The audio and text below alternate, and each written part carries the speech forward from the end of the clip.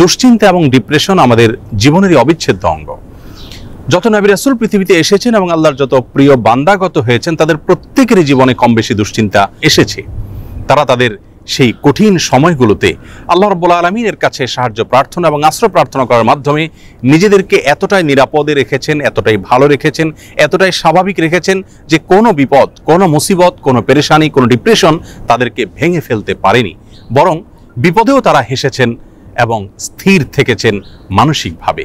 আজ আমরা সেরকম কয়েকটি আমলের কথা বলবো, যে আমলগুলোর মাধ্যমে আমাদের বিপদ আপদ এবং মুসিবত আল্লাহ রাব্বুল আলামিন দূর করবেন, লাঘব করবেন এবং বিপদ আপদেও আমাদেরকে আল্লাহ রাব্বুল আলামিন মানসিকভাবে প্রশান্ত এবং স্থির রাখবেন। আর সেই আমলগুলোর মধ্যে থেকে সর্বপ্রথম এবং প্রধান যে আমলটির কথা বলবো তা হলো যিকরুল্লাহ বা আল্লাহর জিকির। আল্লাহর জিকির এর চাইতে কার্যকর কোনো ঔষধ আর নেই ডিপ্রেশন দূর করবার জন্য। কোরআনে কারীমে আল্লাহ তাআলা বলেছেন, আলা বিযিকরিল্লাহি তাতমাইন্নুল কুলুব। আল্লাহ তাআলার জিকির এর মাধ্যমে মানুষের অন্তরসমূহ প্রশান্ত হয়ে থাকে। অতএব আল্লাহ তাআলার স্মরণ অন্তরে রাখা, মুখে আল্লাহ তাআলার কথা বলা, আল্লাহর সঙ্গে একান্তে কথা বলা, এর মাধ্যমে ডিপ্রেশন দূর করা যায় সবচেয়ে সহজে। আল্লাহর জিকির বা যিকরুল্লাহর একটা বিশেষ পদ্ধতি হলো কোরআনে কারীমের তিলাওয়াত। কোরআনে কারীমের তিলাওয়াত যদি আপনি করেন অর্থ সহকারে বুঝে, দেখবেন মানসিকভাবে আল্লাহ রাব্বুল আলামিন অলৌকিকভাবে, বিস্ময়করভাবে আপনার মধ্যে প্রশান্তি সৃষ্টি করে দিবেন। যিকরুল্লাহ বা আল্লাহর জিকিরের আরেকটি বিশেষ পদ্ধতি হলো সকাল এবং সন্ধ্যায় প্রিয় নবী সাল্লাল্লাহু আলাইহি সাল্লাম অনেকগুলো জিকির এবং দোয়া আল্লাহর কাছে নিবেদন করতেন।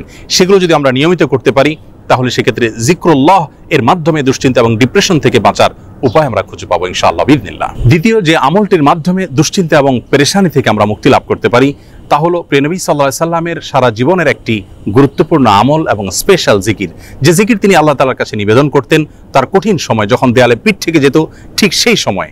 আর সেই জিকিরটি হলো লা ইলাহা ইল্লাল্লাহুল আযীমুল হালিম, লা ইলাহা ইল্লাল্লাহু রাব্বুল আরশিল আযীম, লা ইলাহা ইল্লাল্লাহু রাব্বুস সামাওয়াতি ওয়া রাব্বুল আরদ ওয়া রাব্বুল আরশিল কারীম।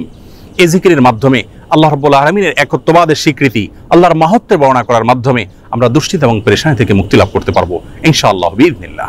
তৃতীয়ত যে আমলের মাধ্যমে আমাদের বিপদ আপদ এবং কঠিনতম সময়ে আল্লাহ তাআলার আশ্রয় প্রার্থনা করতে পারি, দুশ্চিন্তা থেকে মুক্তি লাভ করতে পারি, সে দোয়াটি প্রিয় নবী সাল্লাল্লাহু আলাইহি সাল্লাম সারা জীবন নিয়মিত পাঠ করতেন। আনাস রাদিয়াল্লাহু তাআলা আনহু তার 10 বছরের সেবক ছিলেন। তিনি বলেছেন, আমি নবী আলাইহিস সালামকে দেখেছি এই দোয়া সবসময় তিনি পাঠ করতেন এবং আল্লাহ তাআলার কাছে দুশ্চিন্তা এবং পেরেশানিতে আশ্রয় প্রার্থনা করতেন।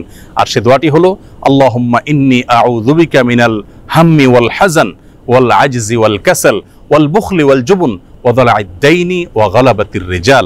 দোয়াটির অর্থ হলো আল্লাহুম্মা ইন্নী আউযু বিকা মিনাল হাম্মি ওয়াল হাযান, আল্লাহ আপনার কাছে আমি আশ্রয় প্রার্থনা করি, মুক্তি চাই পেরেশানি, দুশ্চিন্তা এবং ডিপ্রেশন থেকে, এবং ওয়াল আজজি ওয়াল কাসাল, অক্ষমতা এবং অলসতা থেকে এবং কৃপণতা থেকে, ভীরুতা থেকে আপনার কাছে আমি আশ্রয় প্রার্থনা করি, ঋণের যে চাপ প্রেশার আছে সেটি থেকে, এবং মানুষ আমার উপরে যেন চড়াও না হয় সে বিষয়ে আপনার আশ্রয় প্রার্থনা করি।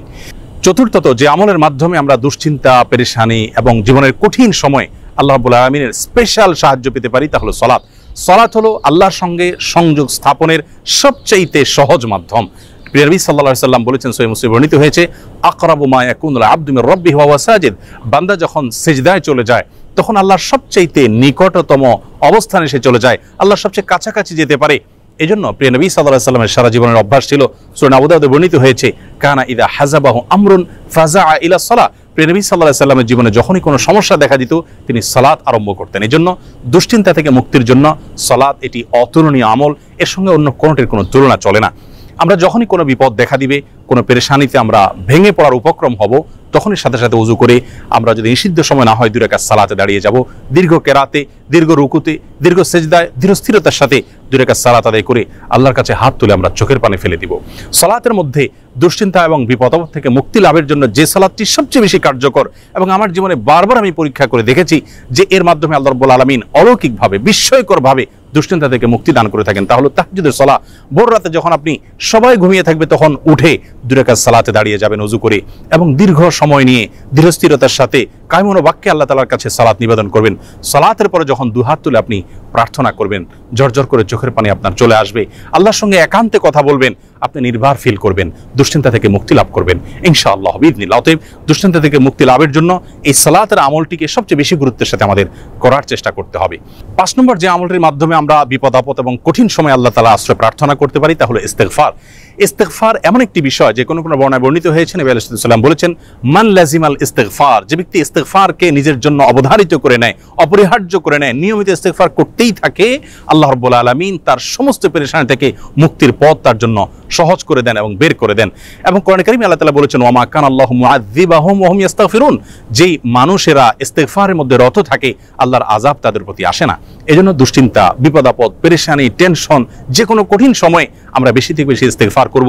এটিও আমার ব্যক্তিগত জীবনে বারবার আমি আমল করে দেখেছি যে কঠিনতম সময়ে আল্লাহ তাআলা অলৌকিকভাবে সাহায্য করেন। 6 নম্বর আমল হলো নবী করিম সাল্লাল্লাহু আলাইহি ওয়াসাল্লামের প্রতি দুরূদ প্রেরণ করা।